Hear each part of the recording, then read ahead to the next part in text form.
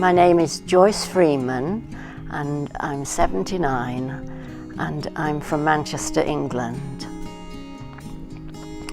I first found out that I had osteoporosis when I took part in a research project at Manchester University.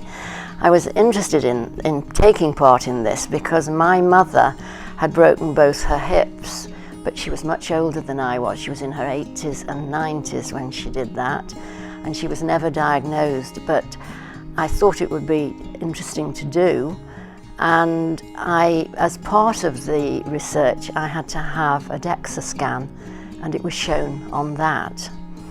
And then 6 weeks later, I fell and broke my first hip.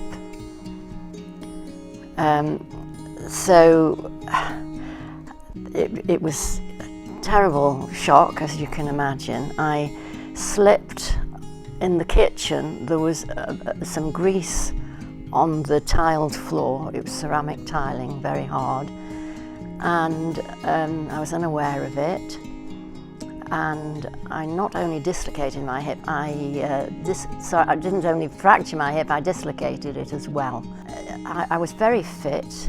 I'd always been active, gardening, cycling, walking, dancing, and I made a good recovery, but of course it does take time. And my husband had to look after me completely. I couldn't do anything. I was on 2 crutches, and I used to walk a little bit further each day and gradually got back to how I was previously. No, 5 years later, so it's about 5 years ago now, I fractured my other hip. I was determined, very unwisely, not to let the osteoporosis get to me, and it was January and the snow and ice was on the ground, and I thought, I'm not going to let this beat me. And I went out very early in the morning. It was -3, and we lived in a street where the snow was never cleared, or the ice, and I had spikes on my shoes, I had everything, but I was petrified with fear, and I slipped and broke my other hip.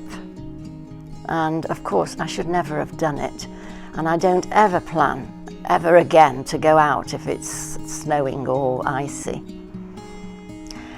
I'm much more aware of which foods have calcium in.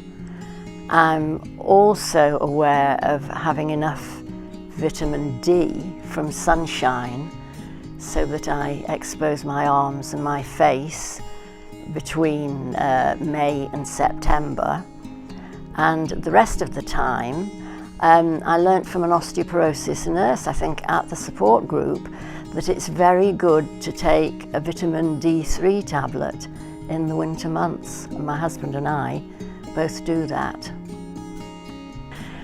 Well, I feel very strongly that people should be made aware of this illness. There are a lot of people who don't know, they've never heard of it, especially young people.